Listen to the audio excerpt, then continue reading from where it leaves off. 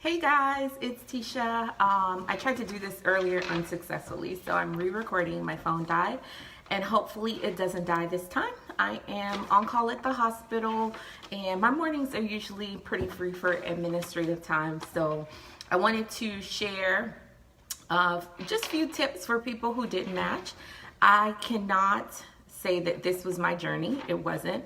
However, being where I am in my career, I do feel like I can lend valuable advice for those who didn't match. The first thing I would say is just advice for life. Every obstacle is an opportunity. So you didn't match. Today, it seems like the end of the world. In 10 years, it's going to be a non-factor. You will be a practicing physician. You will be an attending physician. You're going to achieve your dreams if that's what God has for you, right?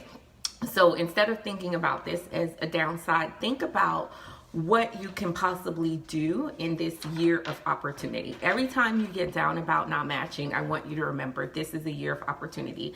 This is a year for you to gain a skill set that was not given to you by your medical school and will not be given to you in training. Yesterday, I asked how many people in medicine will walk away from medicine for $1 million a year, and almost unanimously, not unanimously, maybe like 70 to 80% said, yeah, I would leave for $1 million a year.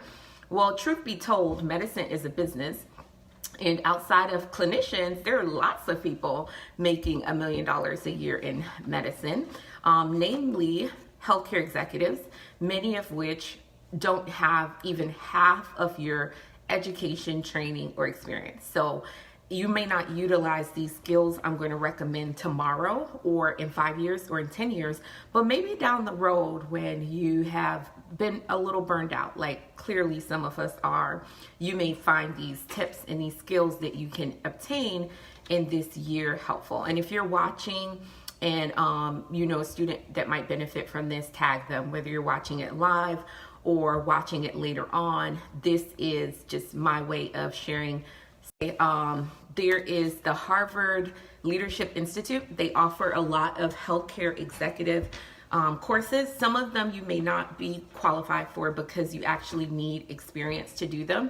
But if there are any other certificate programs or leadership programs that you can be a part of, or even healthcare fellowships, one second.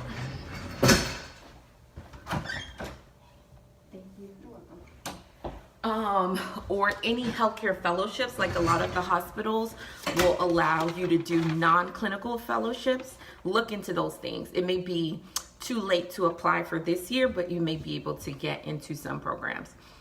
The second thing, and what type of certificate specifically? Anything that does to do with healthcare administration, healthcare management. This is not for you to become a healthcare administrator. This is when you become a doctor and you're due for a bonus. You'll actually understand where that bonus came from and how you cannot be cheated by people who are in those roles and say, oh, well, these are your RVUs. You'll be able to say, well, I understand how to read profit and loss statements, and I understand these little things that I learned through administration, and you actually will become an asset to the team.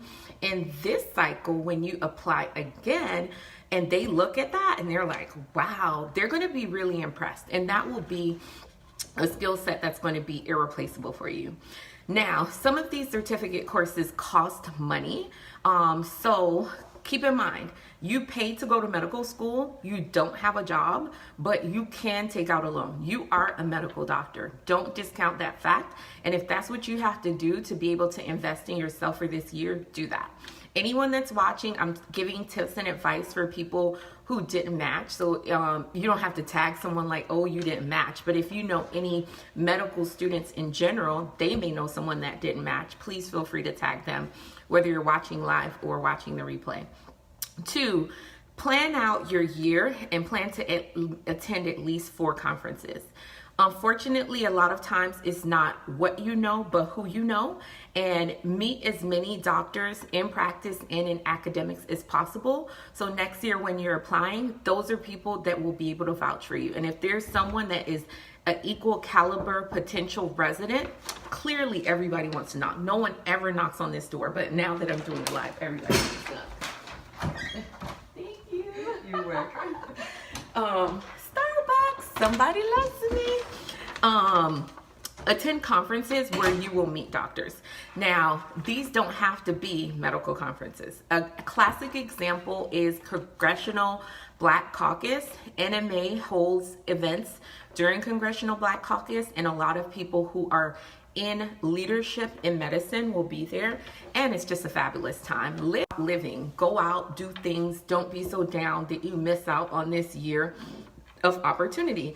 I would also suggest going to Black MBA. Again, they will have healthcare leaders there because medicine is a business, and most business conferences will have a healthcare track or healthcare opportunities. You meet the head of some of these programs, or maybe an executive in the hospital. The executive in the hospital, I assure you, they're the people the money goes through to fund the residency program. You never know who will have that right connection.